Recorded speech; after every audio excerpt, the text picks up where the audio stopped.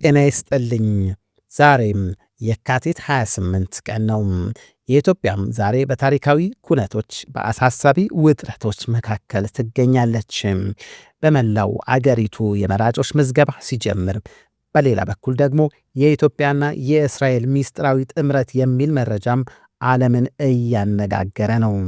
የነዳጅ ዋጋ ጣራ መንካቱና በትግራይ ያለው የጤና ስርዓት መፈራረስ ሀገሪቱ ወዴት እያመራት ነው? ስድስቱን እጅግ አንገብጋቢና ሰበር ዜናዎች በዝርዝር ይዘንላችሁ ቀርበናል። እንዳያመልጦ እስከ መጨረሻው አብራቸውን ቆዩ። ሰባተኛው አገራዊ ምርጫም የመራጮች ምዝገባ በታሪካዊ ሁኔታ ተጀመረም። ዛሬ በመላው ኢትዮጵያ ለሰባተኛ አገራዊ ምርጫ የመራጮች ምዝገባ በይፋ ተጀምሯል። በአዲስ አበባ በተለይም በአዲስ አበባ ከተማና በጉልሌ ክፍለ ከተሞች ከፍተኛ ቁጥር ያለው ሕዝብ ለምዝገባ ወጥቷል።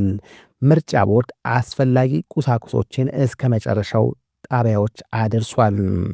የጠቅላይ ሚኒስትር መልእክት።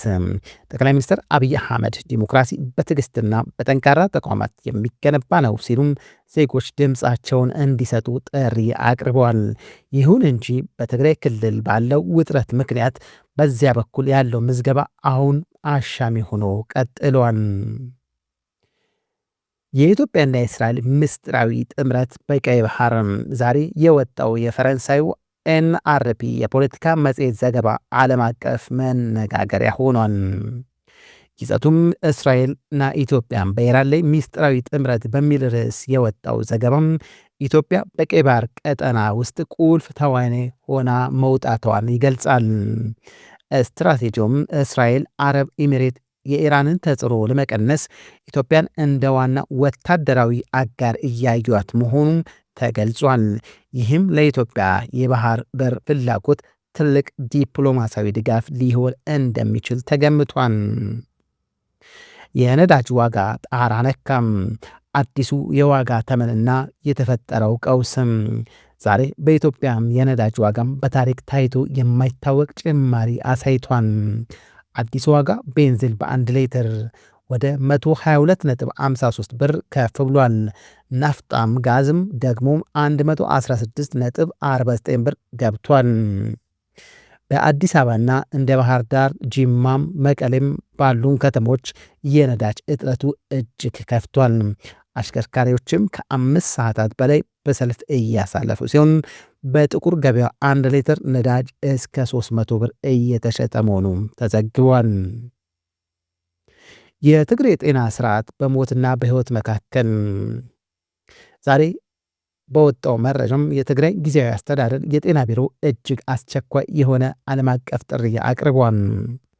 የነዳጅ መድኃኒትናም የአቅርቦት ሙሉ በሙሉ በመቋረጡም በክልሉ የሚገኙ ሆስፒታሎች ስራቸውን እያቆሙ ነው። በሚሊዮን የሚቆጠሩ ዜጎች በቀላሉ ሊታከሙ በሚችሉ በሽታዎች ለህልፈት እየተዳረጉ መሆኑና ዓለም አቀፍ ማህበረሰብ በአስቸኳይ ጣልቃ እንዲገባ ቢሮ አሳስቧል። በአማራና በኦሮሚያ ክልሎች ያለው የጸጥታ ስጋት። በሁለቱ ትልልቅ ክልሎች ያለው ወታደራዊ ግጭት ዛሬም ቀጥሎ ውሏል። አማራ ክልል በጎጃምና በሰሜን ሸዋ አካባቢዎች በመንግስት ኃይሎችና በፋኖ ታጣቂዎች መካከል ያለው ፍጥጫ እንደቀጠለ ነው። በድሮን ጥቃቶች ሰላማዊ ሰዎች እየተጎዱ መሆኑን የሰብአዊ መብት ተሟጋቾቹም ገልጸዋል። በኦሮሚያ ክልል እንደዚሁም አምነስቲ ኢንተርናሽናል በኦሮሚያ ነጻነት ሰራዊት ኦኤልኤ ላይ ያቀረበውን የጥቃት ክስ ተከትሎም ቡድኑ ሪፖርት በማስተባበል ገለልተኛ ምርመራ እንዲደረግ ዛሬ ጠይቋል። የኢትዮጵያ አየር መንገድ በረራዎችን አራዘመም። በመካከለኛው ምስራቅ በእስራኤልና በኢራን መካከል ያለው ጦርነትም የአየር ክልሎችን ዝግ በማድረጉም የኢትዮጵያ አየር መንገድ ወደ ተለያዩ አረብ ሀገራት የሚያደርጋቸው በረራዎች ዛሬም ማራዘሙን አስታውቋል። ይህም በብዙ ሺዎች የሚቆጠሩ መንገደኞችና የንግድ እንቅስቃሴን እንዳስተጓገለ ይገኛል። ተመልካቾቻችን የዛሬ መረጃችን እነዚህ ነበሩ። ከምርጫ ዝግጅት እስከ ነዳጅ ዋጋ መናር፣ ከቀይ ባህር ፖለቲካ እስከ ትግራይ የጤና ቀውስ ያለው ሁኔታም ሀገራችን ወዴት እያመረች እንደሆነ ያሳያል። እናንተስ በእነዚህ ጉዳዮች ላይ ምን ትላላችሁም? በተለይ የነዳጅ ዋጋ መጨመሩም በኑራችሁ ላይ ምን ተጽዕኖ አሳደረም? ሀሳባችሁን በኮሜንት አጋሩን። ቪዲዮን ላይክ እንደዚሁም ሰብስክራይብ በማድረግ የቻናላችን ቤተሰብ ይሁኑም። በቀጣይ ሰበር መረጃዎች እስክንገናኝ ሸር ይቅጠመን።